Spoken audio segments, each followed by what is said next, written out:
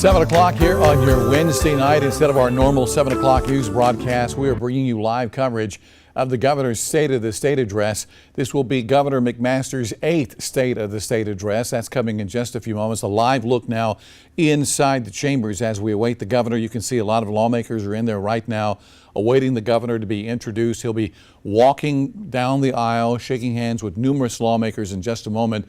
But before we bring you that, we're going to bring in Josie Frost. She is at the State House tonight. Josie, what are we expecting to hear from the governor tonight?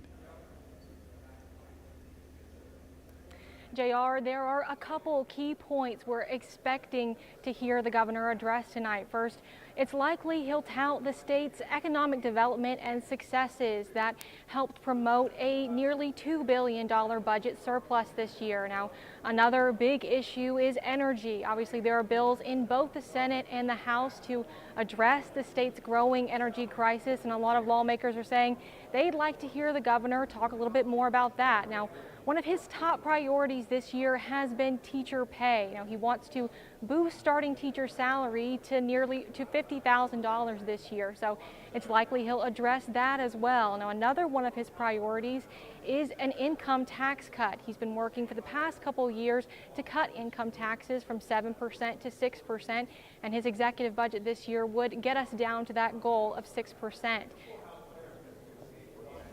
All right, Josie Frost. Again, let's take another live look inside the chambers as we await Governor Henry McMaster.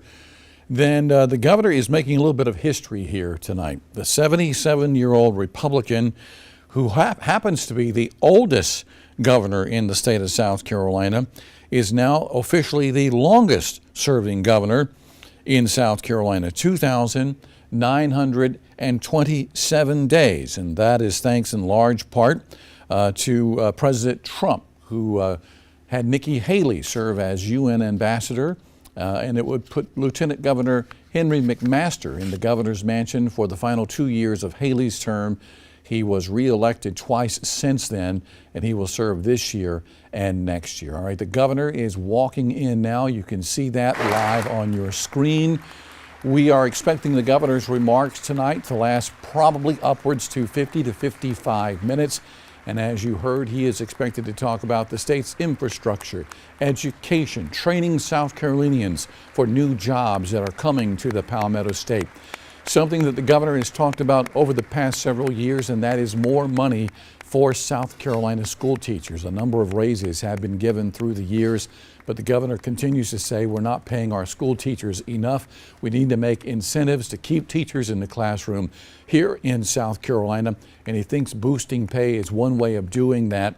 Also bringing new industry to the state of South Carolina. We're probably going to hear a good bit about that tonight, about how South Carolina is a good place to do business as businesses continue to pick areas of South Carolina from the upstate to the Midlands to the low country to bring new jobs to South Carolina. There, the governor shaking the hands with Todd Rutherford. I believe that was Todd Rutherford, the House Minority Leader. He's being followed into the chambers now. That is Harvey Peeler from the upstate. Senator Harvey Peeler, two people behind the governor there, as he makes his way to the podium to give his 8th State of the State address. And again, we will have a Democratic response for you. We may or may not be able to bring it to you here on WLTX, but if you stay with us after the governor's remarks, we will certainly have it online, WLTX.com, and on our streaming channel, WLTX Plus. All right, that is the Senate President, Thomas Alexander, in the robe there, and he is going to make the introduction of Governor Henry McMaster in just a moment.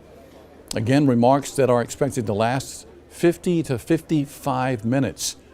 And some of the very familiar themes that we've heard over the years will be mentioned once again. You're doing good. Yeah, see you up here. See you up there, 1, 2, 3, 4. Yeah. Oh yeah, I see her there. Beautiful black. Appreciate you so much.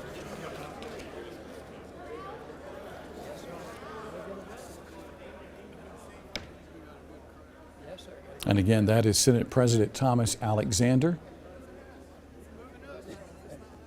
And you see the House Speaker Merle Smith in the background to your left there, as both the House and the Senate have come together here to hear from the governor. tell you the story on my gavel.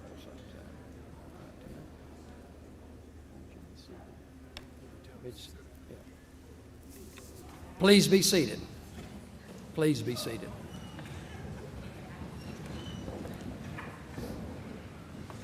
Ladies and gentlemen of this joint assembly and honored guests, I am proud and honored to present to you the Honorable Henry Dargan McMaster, our governor of the great state of South Carolina. Governor. Thank you. Thank you. Thank you, sir. Thank you.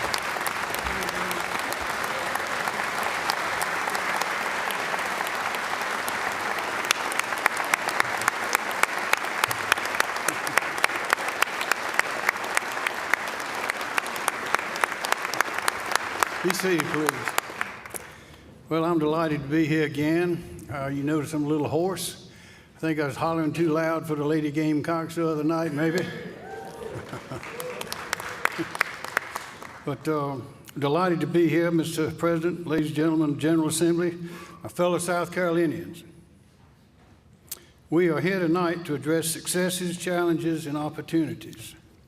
But first, as in prior years, I'd like to recognize those in uniform whom we lost in the line of duty in the last year, in 2024. And I'll call their names. Firefighter Michael Douglas Vinson of Lawrence County Fire Department and the Clinton Fire Department. Officer First Class Mark Reynolds of the South Carolina State Transport Police. Chief Chad Satcher of the Circle Fire Department. Firefighter Landon Cale Body of the Circle Fire Department. K-9 Agent Koba with the State Law Enforcement Division. K-9 Deputy Mika with the Lee County Sheriff's Office. K-9 Deputy Boomy with the Richland County Sheriff's Department. K-9 Deputy Kodak with the Richland County Sheriff's Department. And K-9 Deputy Wick with the Richland County Sheriff's Department. To the families and loved ones of these brave South Carolinians and their trainers, we offer our condolences. We are eternally grateful for their service.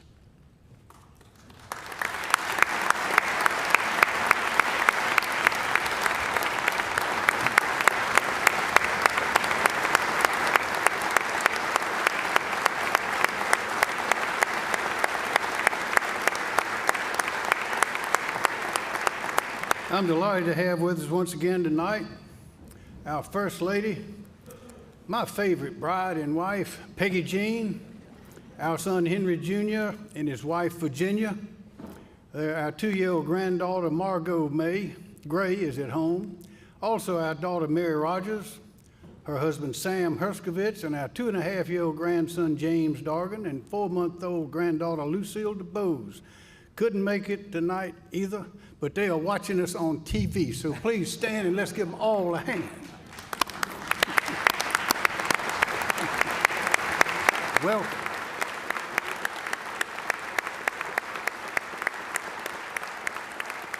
Thank you. Also, our Lieutenant Governor Pamela Everett and her husband David are here tonight, and our state constitutional office holders. Will you all please stand and be recognized?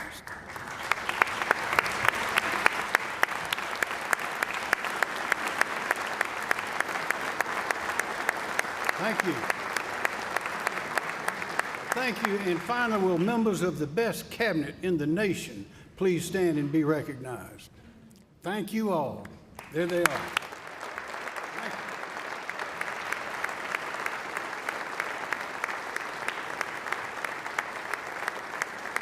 you. And I'd like to say as I start that being selected by the people of this state to serve you, the people who know me the best, is among the highest honors that there is, and I thank you for that, for this opportunity. Thank you. I want to tell you a little bit about South Carolina. If you're not interested in history, I urge you to pick up this book. It's written by Dr. Walter Edgar. It's got a lot in it.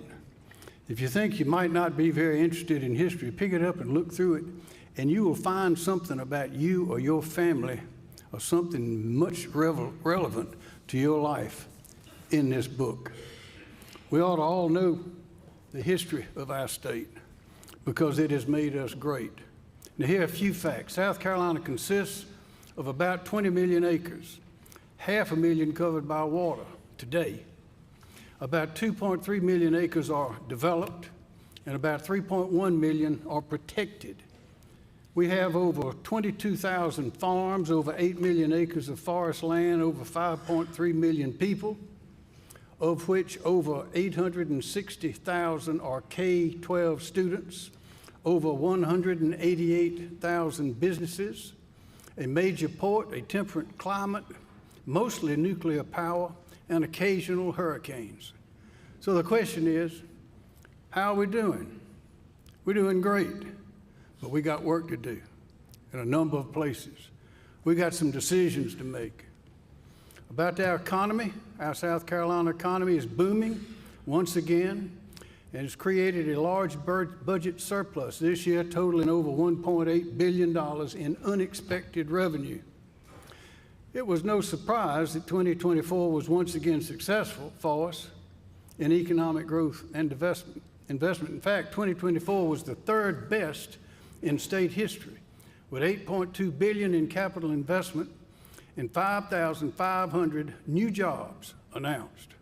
This followed the second best year in 2023 and the very best in 2022. Because of our unmatched workforce and business-friendly policies, companies already located in South Carolina reinvested in our state with over $5.3 billion in announced capital investment through expansion projects in 2024. The top three leading industries by capital investment were information technology with $4.1 billion, automotive with $1.3 billion, aerospace and aviation with $1 billion. Domestic companies make up 67% of 2024 capital investment, while international companies made up 33%. Since 2017, we have announced over $44.7 billion in new capital investment and over 92,000 new jobs in our state of South Carolina.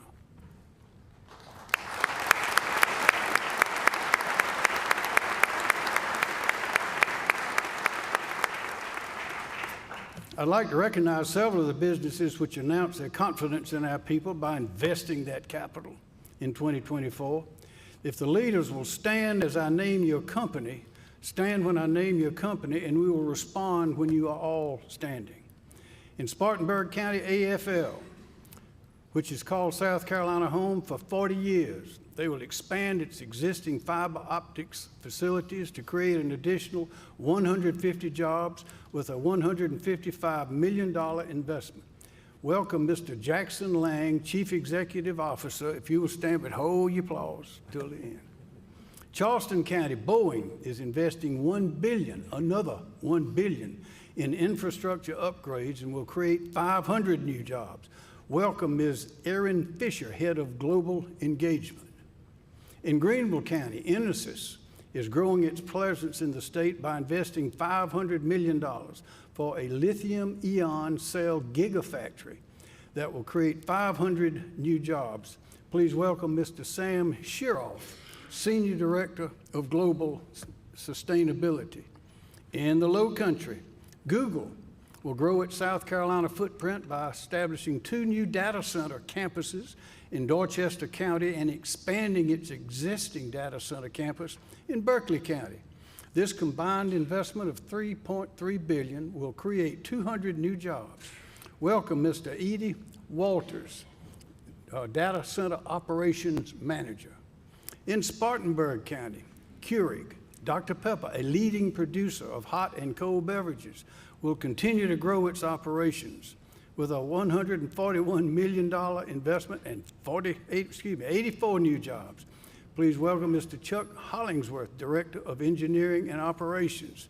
In Greenville County, Magna, one of the largest suppliers in the automotive industry, is establishing a new satellite operation and expanding its existing operation with a combined $200 million investment and 200 new jobs. Please welcome Mr. David Meyer, Vice President of Operations. In Oconee County, Mine America is expanding with a $50 million investment, creating 172 new jobs for a state-of-the-art manufacturing equipment facility for the poultry industry and the corporate headquarters. Please welcome Mr. Michael Otterbach, Vice President of Operations. Also, our Secretary of Commerce, Harry Lightsey, and his remarkable team, which worked around the clock to produce these successes. Please stand. Please, we thank you all. We boomed in 2024, and we're going to boom again in 2025. Thank you.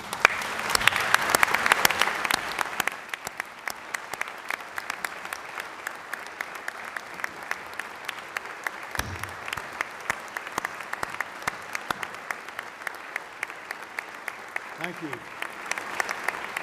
Thank you. Every day, employers are creating new jobs. Entrepreneurs are operating new businesses, and companies are deciding to locate in South Carolina. However, the competition between states, especially in the Southeast, is fierce.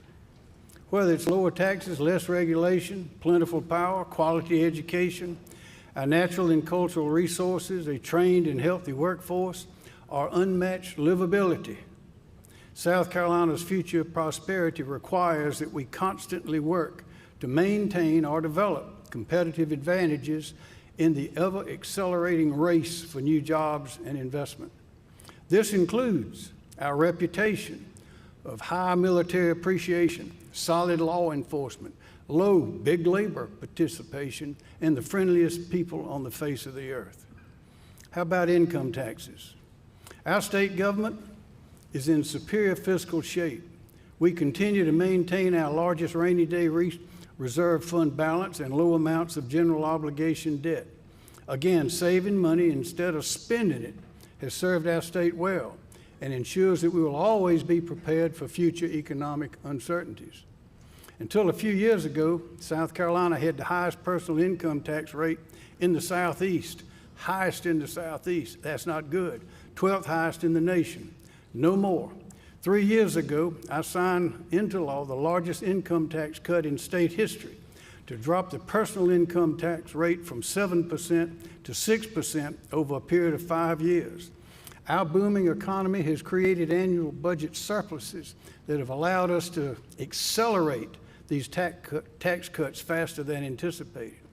This year, I'm proposing that we cut the state's personal income tax rate again from 6.2 down to 6%, allowing taxpayers to keep an additional $193.5 million of their hard-earned money in their pockets instead of sending it to the state government. However,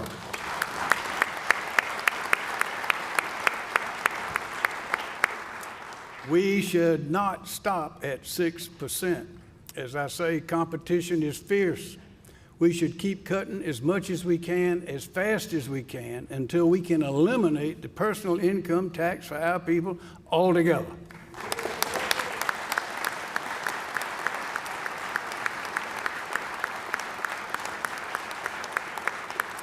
Mr. Speaker, Mr. President, this is what the people want, and ladies and gentlemen, that's what we're going to give them.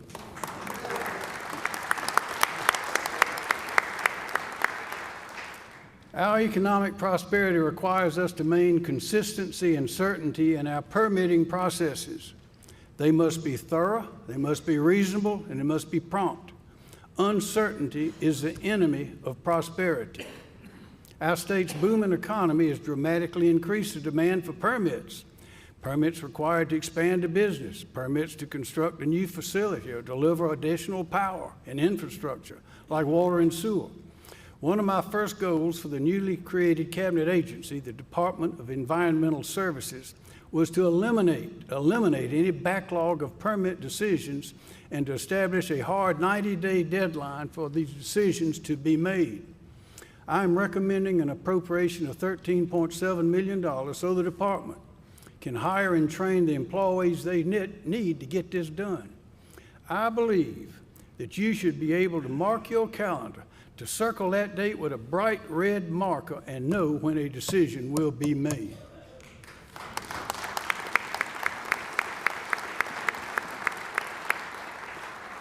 How about our laws and regulations in labor? Our state laws and regulations are designed to protect the public, but also to ensure that individuals have the freedom to pursue their chosen careers without undue interference.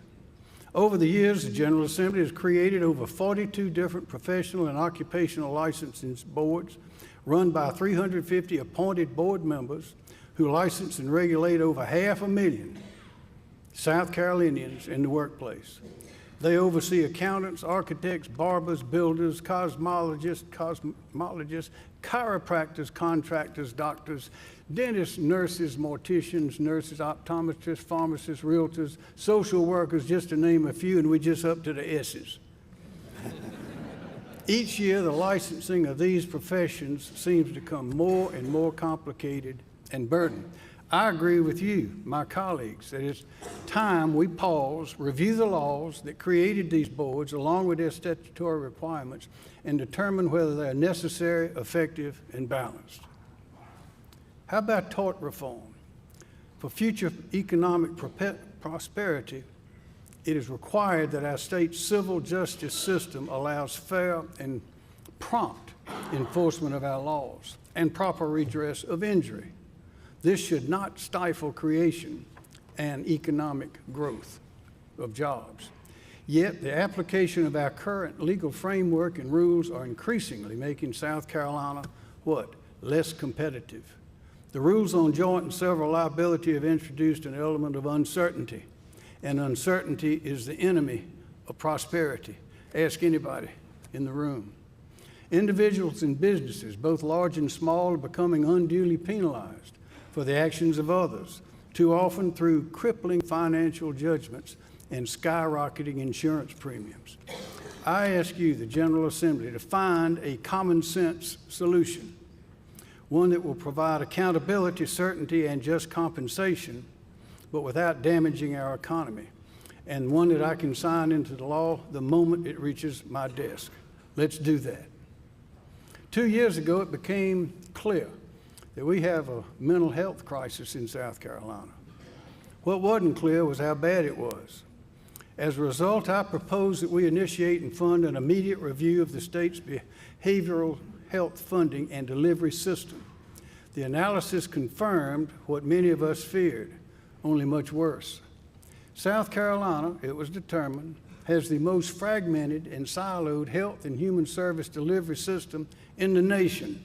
Lowest in the nation, the lowest ranking. This causes unnecessary suffering of our people.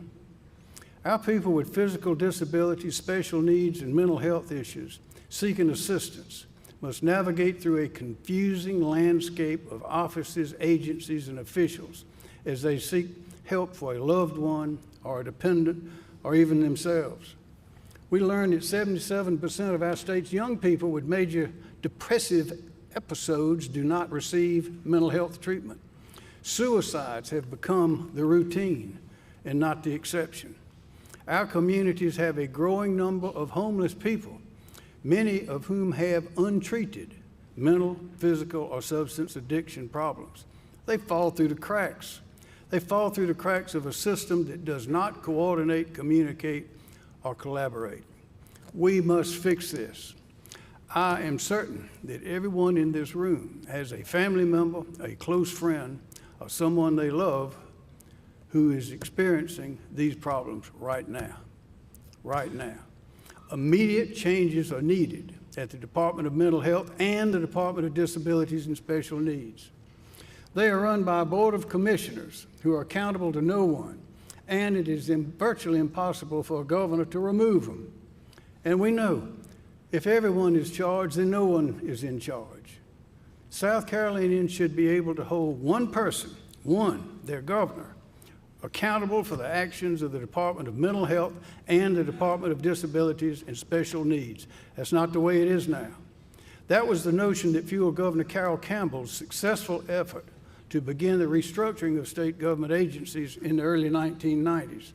This year, let's finish this job with the stroke of a pen by making the Department of Mental Health and the Department of Disabilities and Special Needs cabinet agencies that are directly and immediately accountable to the governor, and let this legislative session be the one remembered for the year that we finally moved this into the future for our people.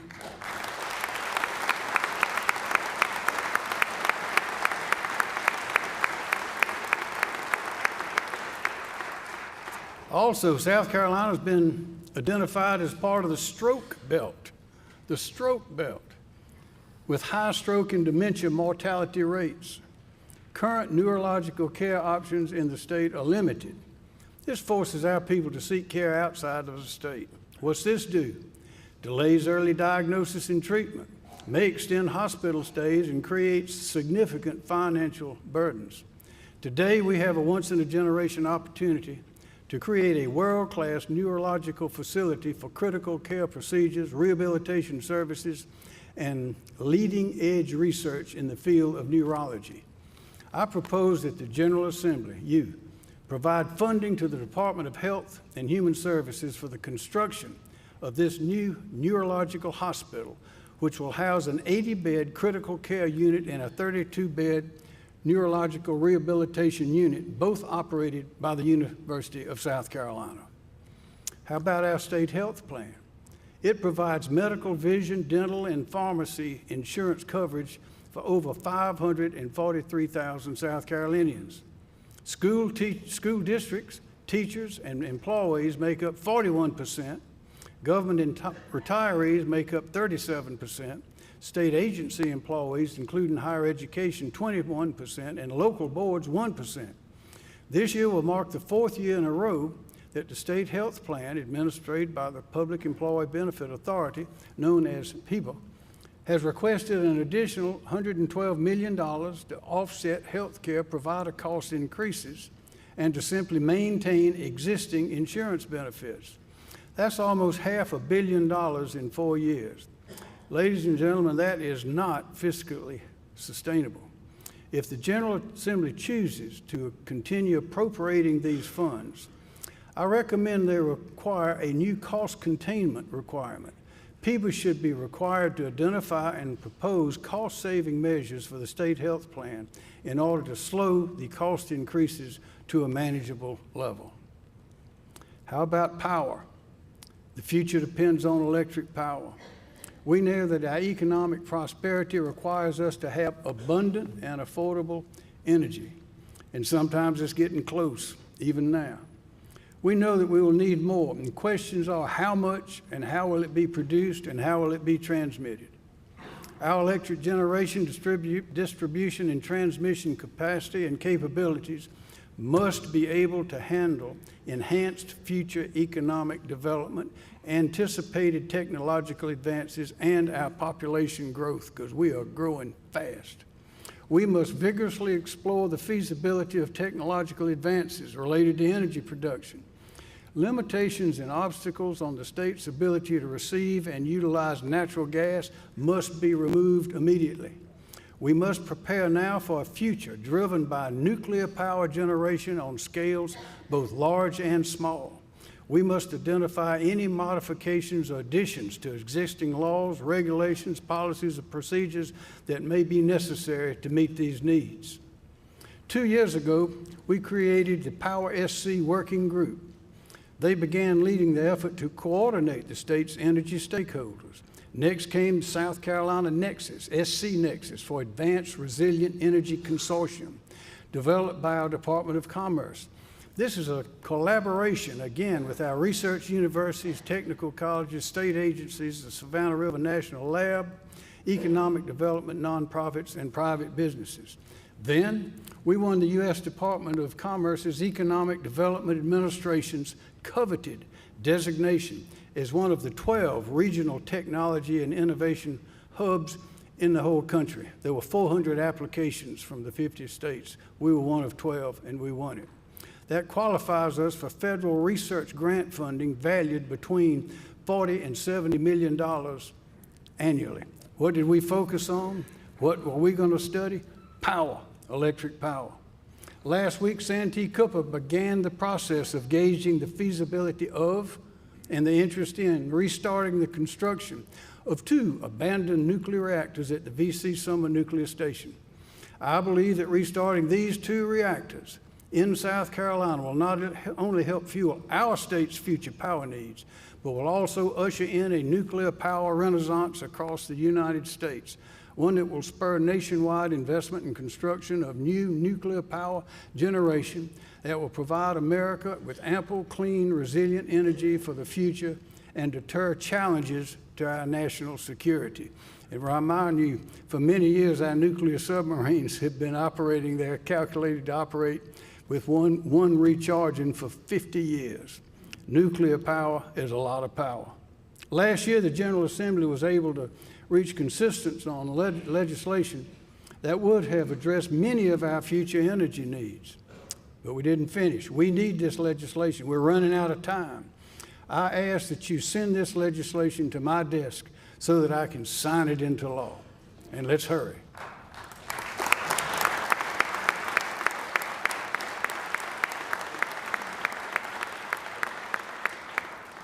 Again, our state's roads, bridges, highways, and interstates are the arteries of our prosperity. They need continued investment. Can't stop. The Department of Transportation has made tremendous progress in repairing and improving our transportation system. They have delivered a valuable return on our investments with the strong help of the executive and the legislative branches. For instance, in 2017, there were just $2.7 billion in road construction projects underway in our state.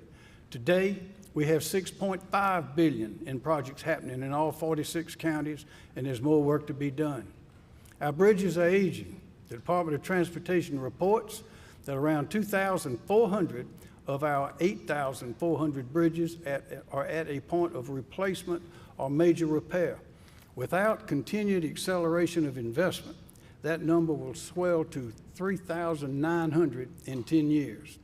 To that end, I'm recommending to you an additional $100 million be appropriated to the Department of Transportation to continue accelerating bridge construction across our state. This brings us to disaster relief. Everyone here will recall that before sunrise on Friday, September 27, 2024, Hurricane Helene struck South Carolina. It is tragically the deadliest storm to ever hit our state, with 49 confirmed deaths, which surpassed Hurricane Hugo, which had 35 confirmed deaths, tragically. The damage from Helene was devastating. At least 6,300 homes were damaged. It spawned 21 tornadoes.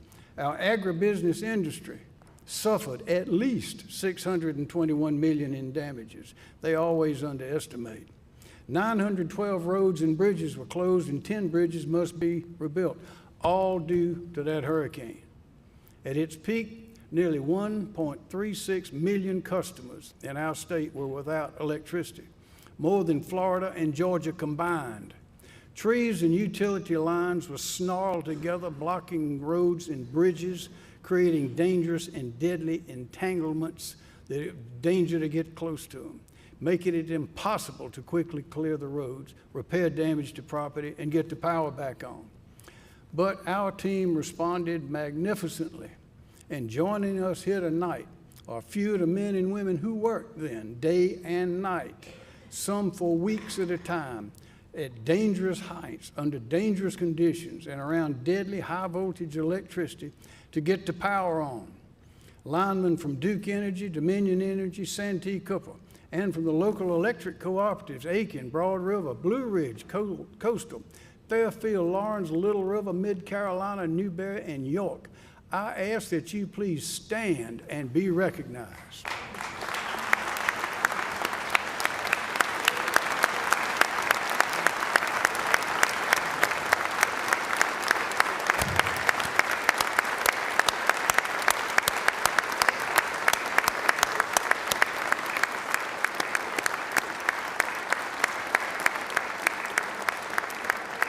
Thank you. Team South Carolina moved quickly to provide access to disaster relief and assistance from the Federal Emergency Management Agency. We held 7 County Day events, providing over 3,700 residents in 17 counties with a day-long one-stop shop location to apply for federal and state financial assistance, received critical information and services, and donated goods. Volunteers distributed over 3,500 cases of bottled water, over 3,300 boxes of food, 900 bags of charcoal, 658 grills, 616 cases of diapers, and 300 tarps. In addition, we held 3 day-long farm and forest recovery resource days, first ever, were held for hundreds of farmers, foresters, and agribusiness owners impacted by Helene, providing them with access to federal and state financial relief and resources. Over $5 million in Helene contributions were made to the One South Carolina Fund at Central Carolina Community Foundation, and that's the most that's ever been donated to the fund for a single storm since it was created in 2015. For a little perspective on the damage from Helene, consider this. To date, South Carolinians have submitted over 441,000 applications, 441,000 applications for individual financial assistance to FEMA for Helene damage. Compare that to the combined number of applications, 164,000 submitted for the flood of 2015, Hurricane Matthew in 2016, and Hurricane Florence in 2018. That's a lot of applications. So far, only $150 million in community disaster recovery block grants from the Department of Housing and Urban Development have been awarded to South Carolina from the $110 billion relief package approved by Congress in December. We know that there'll be additional federal funds designated for our state, but we don't know if it will be enough. And while we got FEMA to reimburse 100% of South Carolina's cleanup costs for 120 days, significant state funds will be necessary to pay for costs above and beyond federal assistance.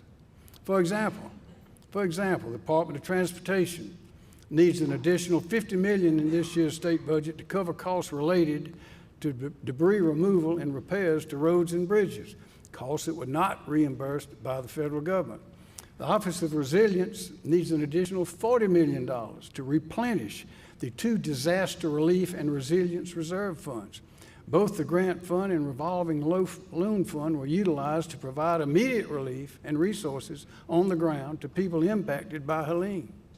I'm recommending that $150 million be appropriated to create the South Carolina Public Assistance Program to be administered by the South Carolina Emergency Management Division. What will it do?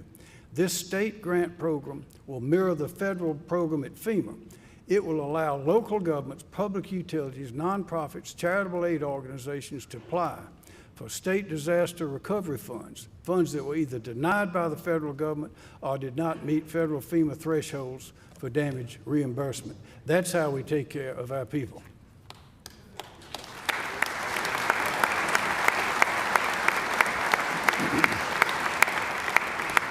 Educating our children is the most important thing we do. I'll say it again.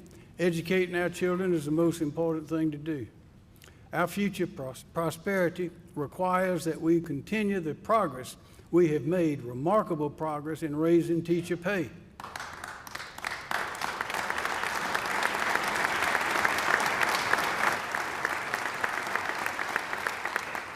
Eight years ago, the minimum starting salary of a teacher in South Carolina was $30,113. And the average teacher salary was well below the Southeastern average. I propose that we begin raising the minimum starting teacher salary as much as possible each year with a goal of raising it to at least $50,000 by 2026. Today, the minimum starting salary in South Carolina is $47,000, and the average teacher salary now exceeds the Southeastern average. That's progress. This represents an increase of 56.1% in 8 years in teacher pay.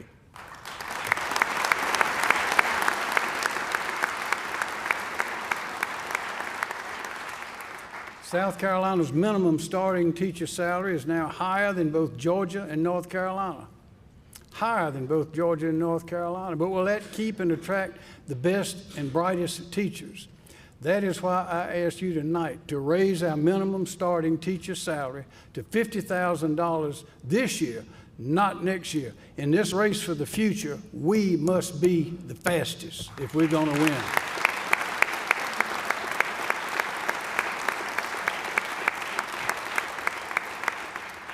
With us tonight is Jessica Owens, kindergarten teacher at Rocky Creek Elementary School in Lexington County, School District 1.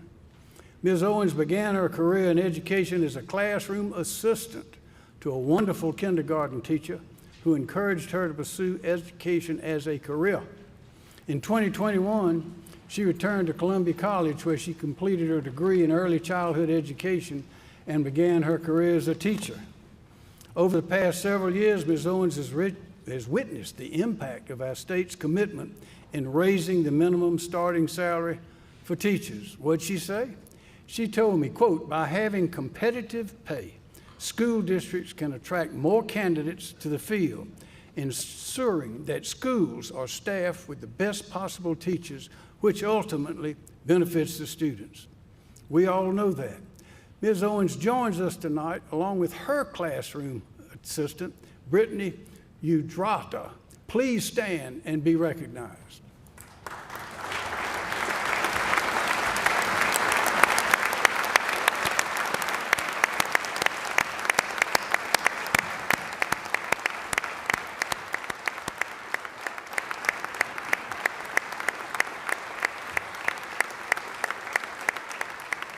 Thank you.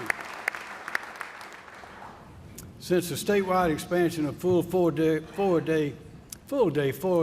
kindergarten program in school year 21-2022, enrollment in the program in public schools, private child care centers, and private schools has increased significantly.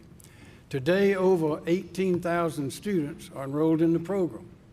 The Office of First Steps anticipates a 7% increase in the number of children from low-income households that will enroll in the program in the next school year.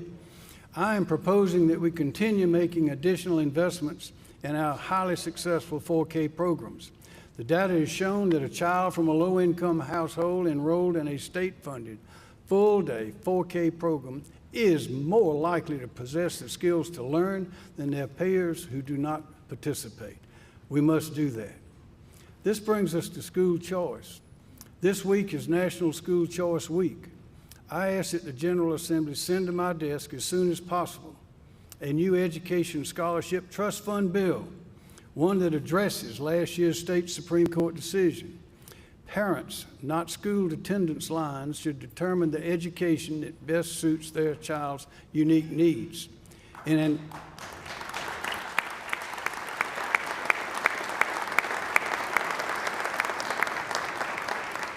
In anticipation of success, I'm proposing that $30 million be appropriated to the trust fund.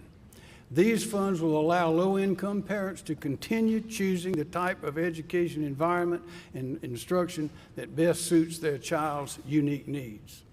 In addition, I'm asking the General Assembly to consider allowing education lottery tickets to be purchased using debit cards. Only 3 states require cash-only purchases: South Carolina, Tennessee, and Wyoming. Many businesses no longer accept cash, and many people don't carry cash anymore. Education lottery proceeds are down now 31.9 million and expected to continue dropping because people don't have cash in their pockets. But they have a debit card. The Lottery Commission estimates that debit card purchases, not credit cards. Debit card, the money's in the bank. Credit cards, you're borrowing it. Not credit cards, would generate an additional $52 million that could be used for the Education Scholarship Trust Fund or for Life, Hope, and Palmetto Fellow college scholarships. It's a good idea. How about safety in the schools? Placing an armed, certified, full-time school resource officer in each of our state's 1,284 public schools has been one of my top priorities. At my request, the General Assembly began funding an SOR program, grant program administered by the Department of Public Safety. It provides school districts with funds to hire full-time SROs for schools without one. This program has been enormously successful. In 2018, only 406 schools had an SRO. In 2024, it grew to 1,106. That means there are only 177 schools in South Carolina today without a school resource officer. I asked the General Assembly, let's finish this job. Fully fund this grant program so that every public school child in South Carolina will have an officer on campus providing safety for children and teachers and comfort for their parents.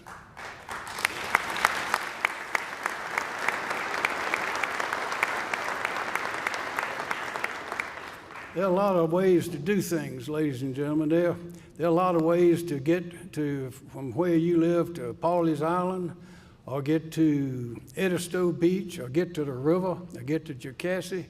But there's only one way for a child to get through to prosperity, and that is going through that schoolhouse door. We've got to get them in those schools, and they have to be safe. Our future prosperity requires that our colleges, universities, and technical colleges be accessible and affordable to all, that our institutions of higher education produce a trained and skilled workforce, one that allows us to win jobs and investment in the future. This is the 6th consecutive year that I call for a freeze in college tuition for in-state students in exchange for a metric-based appropriation to our public colleges and universities. And for the 4th straight year, I seek $80 million so that every South Carolinian who qualifies for federal need-based financial aid as measured by the Pell Grants has sufficient financial assistance to attend any in-state public college, university, or technical college. Students at private, independent, and historically black institutions will receive an additional $20 million for tuition grants and assistance. I request $95 million in lottery funds for workforce industry needs scholarships through the South Carolina Technical College System. In the last 5 years, this very successful program has paid the full tuition and fees for over 40,000 South Carolinians at our technical colleges, where they earn post-secondary or industry credentials in high-demand careers like manufacturing, nursing, computer science, information technology, transportation, logistics, or construction. Because of our state's high demand for workforce skills, training, and knowledge, I renew my call for this General Assembly to fund and authorize a systemic review of our state's 33 public institutions of higher education. This review will be conducted by the Department of Employment and Workforce. The goal to make sure we are preparing to meet our state's future workforce needs in 2 respects. 1, sustainability, accessibility, and affordability. And 2, alignment of our programs, certificates, and degrees with the jobs, skills, and innovations likely to be coming our way. As for law enforcement, our future prosperity requires that we keep our communities safe. This means what? Funding the police and giving them the tools they need. Last year, I told you that law enforcement needed help. They told us so. They needed a stronger law to keep illegal guns out of the hands of criminals and juveniles, which would help closing the revolving door. You acted. You acted. And on March 7, 2024, I signed into law graduated criminal penalties for illegal gun possession. I am pleased to report that in less than a year, according to SLED, there has been an 86% increase in the number of arrests using the new law. 2,412 arrests, up from 1,295. That is progress.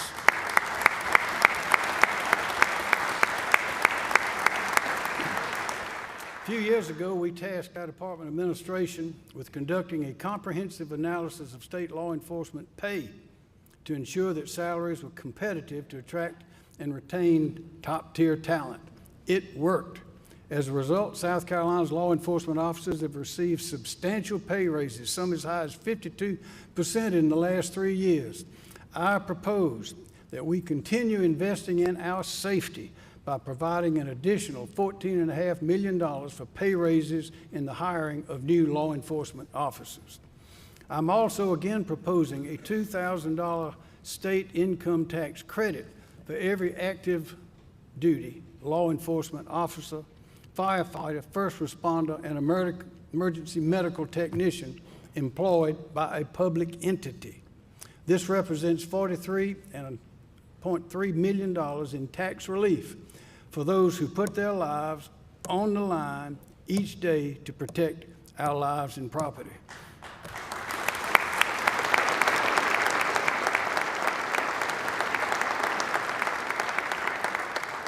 A lot of us get up in the morning and put on a tie and go to work. These people put on bulletproof vests, sometimes two. Imagine that. In addition, my executive budget recommends providing the Department of Corrections with a total of $43.2 million in new appropriations to expand cell phone and contraband interdiction, hire new corrections officers, increase medical and mental health services, and pay for deferred maintenance at our 21 prisons. And our Director of the Department of Corrections here tonight, I'd ask him please stand and be recognized. Brian Sterling.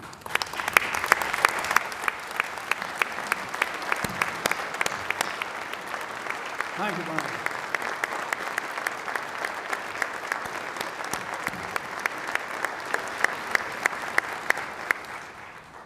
Animal fighting, especially dog fighting. Dog fighting is one of the cruelest criminal activities in our society. Law officers estimate that most of the people participating in this barbaric activity have long criminal records. My executive budget seeks additional funding to SLED to end this unforgivable savagery. I want you to think about it. South Carolina, we love our dogs, we love our animals, and they love us. And they protect us, and they protect our children. These men are out there training and breeding dogs to fight to the death in South Carolina for money and drugs. We cannot let that go on. We've got to stop that. And this legislature can do it, this General Assembly. Let's do it now. Stop that. Stop it. Our future prosperity requires us to enhance our efforts to protect our land, our history, our culture, and our environment. I do not think that it's a coincidence that previous years of economic growth have followed our efforts to conserve, preserve, and display our unique gifts of nature's abundance. So we should ask, what will South Carolina look like in 100 years? That begs the question, what do we want it to look like in 100 years? 5 years, 10 years, or 100 years? In recent years, we've provided funds, time, and attention for identifying significant properties for preservation and conservation and for flood mitigation. We now have a veritable army of people, public and private organizations, dedicated to these endeavors, including the Conservation Land Bank, Department of Natural Resources, the Office of Resilience, Forestry Commission, Department of Parks, Recreation, and Tourism, the Nature Conservancy, the Open Space Institute, the Darla Moore Foundation, the Audubon Society, Francis Marion University, just to name a few. In 2024 alone, this collaborative effort has permanently protected 96,000 of environmentally or culturally significant properties, investing and leveraging $143.5 million in state, federal, and private conservation funds. A few notable successes. Snow's Island is the largest conservation project in Florence County history. It's 7,600 acres and more than 60 miles of river frontage at the confluence of the Lynches and PD rivers will forever safeguard the legendary headquarters of Revolutionary War General Francis Marion, from which he and his militia launched numerous raids successfully on the British and Loyalist troops.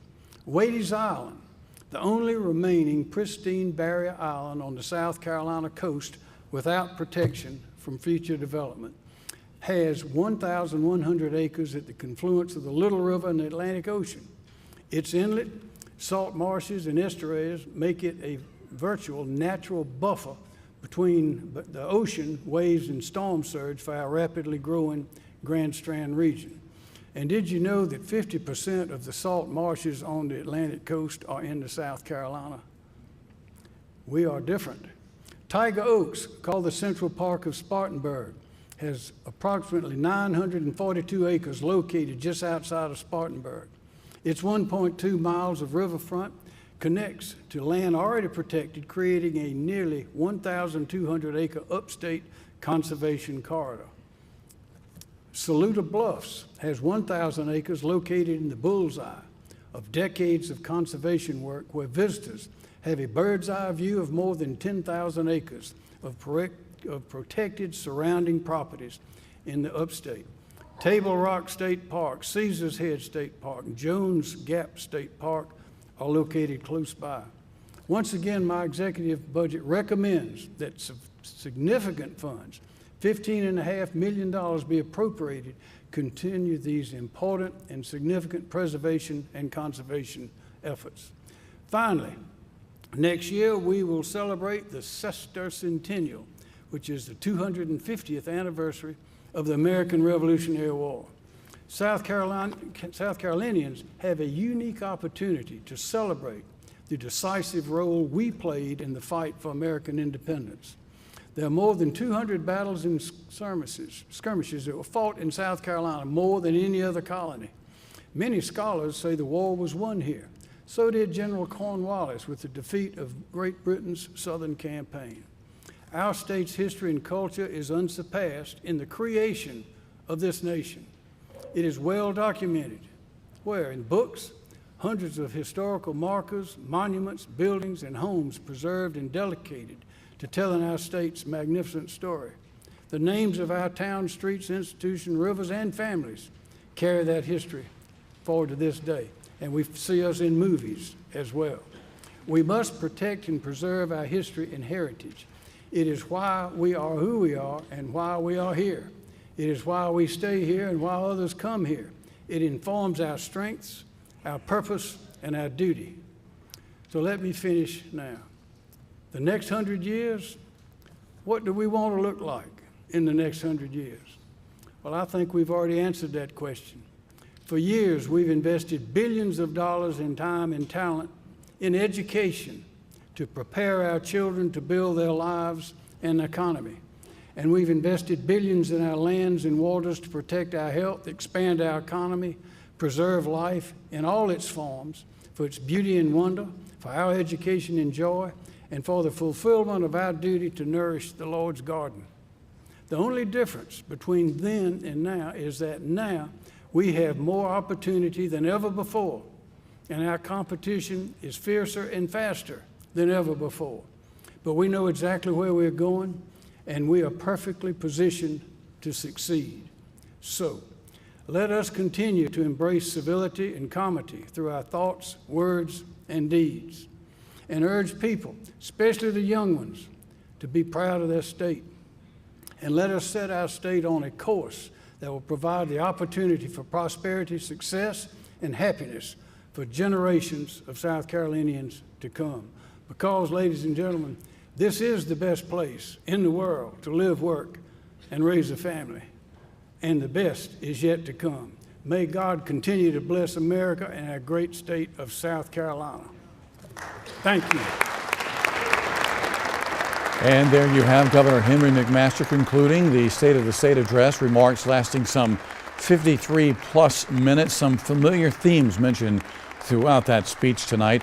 We're going to wrap up coverage here on WLTX, but we will continue coverage on our website, WLTX.com, and on WLTX Plus, and we'll have a complete wrap-up coming up tonight at 11.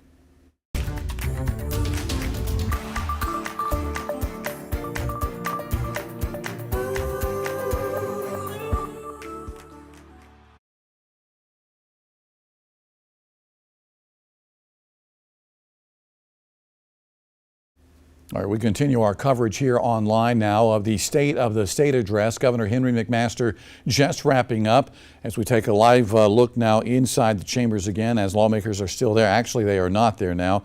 We do have the Democratic response, though, for you tonight. Senator Marjorie Bright Matthews of Colleton County. Let's take a listen. Good evening, fellow South Carolinians. I'm Senator Marjorie Bright Matthews. Tonight, I stand before you as a senator and an advocate, someone who is deeply invested in the well-being of every South Carolinian. Although the governor has painted a picture of progress, I'm here to share the truth about the challenges our state continues to face, as well as the actions and opportunities we cannot afford to overlook if we intend to truly prosper.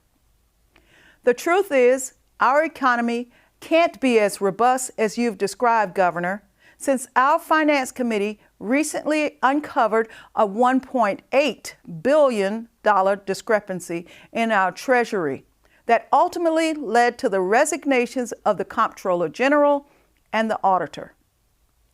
Last year, Treasurer Loftus testified under oath that he knew where the $1.8 billion was and that it had earned over $250 million in interest. Now they say the $1.8 billion never even existed. Imaginary money. What is the truth? Yet, our leadership continues to support Treasurer Loftus, knowing that we cannot afford to entrust our state's financial resources to a politician who has proven he knows nothing about protecting and investing the people's money. Governor, how can our state's economy thrive if you are not willing to demand transparency and hold the treasurer accountable? The Securities Exchange Commission is investigating South Carolina. There are numerous potential tax implications. The damage this mismanagement could do to our state's credit rating would be devastating. Where's the money, Treasurer Loftus? And where's the accountability, Governor McMaster? The buck stops with you. South Carolina taxpayers deserve answers, especially when it's estimated that it'll cost us close to $15 million to audit, defend, and monitor the state treasurer. We cannot continue to pay millions of dollars to outside accountants to hold the treasurer's hand. Shouldn't that money go towards education, workforce development, and critical infrastructure investments? Every move state government makes impacts South Carolina's economy and hardworking taxpayers who love our state just as much as we do. From education to healthcare to job creation, the state of our state's economy impacts every South Carolinian's quality of life. As a state senator who represents Colleton, Beaufort, Hampton, Jasper, and Charleston counties, one of the things I'm most proud of is that legislators on both sides of the aisle, Republicans and Democrats alike, work tirelessly to bring jobs to our state. All of us roll up our sleeves and have worked together to bring economic development opportunities like Google, Boeing, Keurig Dr. Pepper, Nestle, and Scout Motors. We are proud of these successes and equally proud of the many small businesses that call South Carolina home. To prepare for these new jobs, we must invest in infrastructure improvements like clean energy, broadband access, a strong education system, workforce readiness partnerships with our high schools and technical colleges, child care facilities that meet the needs of growing workforce, affordable housing, and the creation of a high-speed transit system that provides innovative travel options for workers who may live in one part of the state and work in another. South Carolina is ranked 42nd in education. When we recruit new industries to our state, the first question they ask is, how are your schools performing on a national level? Companies know they're going to need an educated workforce. Governor, the answer is not choice. Instead of sending out tax dollars to private schools, we should first fully fund our public schools, something South Carolina has neglected to do for decades. You see, many South Carolina children who need a quality education don't have a choice. Neither do their parents. School voucher bills like the one we're debating once again this year only defund and dismantle public education even more. Taking money from public schools and giving it to private schools won't improve educational outcomes for thousands of children who need it the most. Our public school districts need every dollar that private school vouchers will siphon off of their per pupil costs. If this voucher bill passes, our ranking will plummet.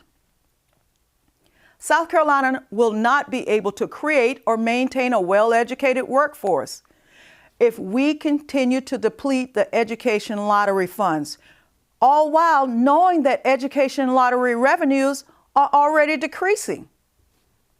Our state's leaders should keep in mind that everyone wants to earn a good living so that they can afford to raise a family and eventually retire with dignity. That won't be possible if we defund the South Carolina Education Lottery, which has made college achievable for thousands of South Carolina families. With 5 million residents, South Carolina is small to our border states, yet we seem to legislate each year based upon the scorecards of bordering states like Georgia, as it takes on school vouchers and tort claims issues. It's time for you to stop peeking at Governor Kemp's report card so that we can begin to tackle our own challenges right here in South Carolina. Challenges like funding our mandates, educating our workers, making innovative infrastructure investments, and ensuring that housing and health care are affordable and accessible. And since you want to peek, just take a look at what insurance companies are doing to the people of North Carolina. Why would we want to make it more difficult for South Carolinians to seek justice after they've been wrong? Or vilify jurors who are just everyday people doing their civic duty, the same people we trust to elect us? And all because big insurance companies just don't want to pay up. We've got to protect insurance businesses, small businesses, and injured citizens by placing caps on coverage increases and not allowing insurance companies to do here what they've done in other states like North Carolina and Florida, where some still refuse to pay legitimate insurance claim from natural disasters like Hurricane Helene. South Carolina is a special state that we are blessed to call home. Yet each year, the supermajority legislates based on what neighboring states are doing, push national narratives in order to win the next election. The buck stops with you, Governor McMaster. Republicans have controlled our state government for over 20 years. Your party now has a supermajority in the House and Senate. The people of South Carolina would be appalled to learn that this fiscal fiasco in the Treasurer's office dates back to 2017. This is what one party's domination has gotten us. We're missing billions of our tax dollars. Our schools are underfunded, and our infrastructure is crumbling. Instead of investing more of our tax dollars to continue the cover-up, perhaps that money would be better spent giving South Carolinians a real income tax reduction or cutting income taxes altogether.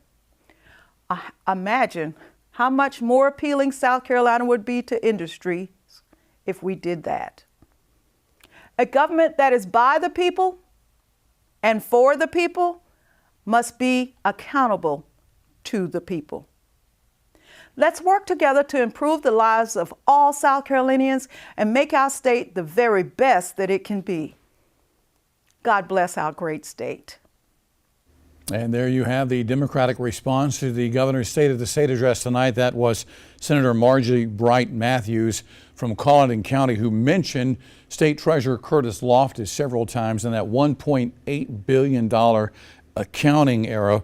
The state treasurer previously vowing to finish his term, saying he's not running for re-election next year, saying that he nor his office did anything wrong when it came to that $1.8 billion account. As far as the governor and his remarks tonight, again, some very familiar themes that we've heard over the past several State of the State addresses. The governor is proposing another cut in the state's personal income tax rate from 6.2% to 6%. The governor also mentioning that the Department of Disabilities and Special Needs needs to answer to one person, their governor, accountable, he says, for the actions of the department and he is asking lawmakers to give him that ability to do that. He's also proposing to lawmakers to provide funding for the Department of Health and Human Services for the construction of a new neurological hospital. That would be an 80-bed critical care unit. It would be operated by the University of South Carolina. And we mentioned something on the news broadcast last week about VC Summer. You remember back in 2017, the reactors, that project was shut down. Taxpayers were left footing a $9 billion bill for that. Well, it seems the governor is in agreement that the reactor project should move forward now.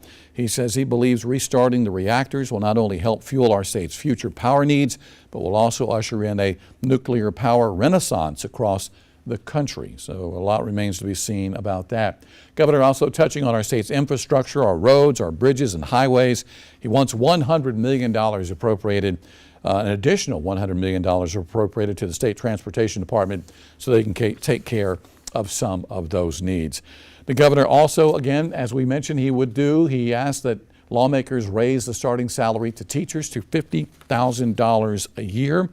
And he also wants lottery players to be able to buy tickets, scratch-off tickets and lottery tickets out of grocery stores and gas stations, convenience stores, to be able to use their debit card. South Carolina, one of 3 states in the country that does not allow that. He also says that we're on the right track putting school resource officers in all the schools across the state of South Carolina. He mentioned something tonight that he really hasn't mentioned before, and that's animal fighting, specifically dog fighting, saying that he is seeking additional funding for SLED so they can end what he is calling an unforgivable act. So again, that's just some of the highlights of Governor McMaster's State of the State address. A record-setting night for the governor now. He is officially the longest-serving governor in the state of South Carolina with 2,927 days. Of course, we have a complete recap of the governor's remarks on our website. You can watch it if you missed it. Just go to WLTX.com. We'll have a complete wrap-up later tonight on News 19 at 11.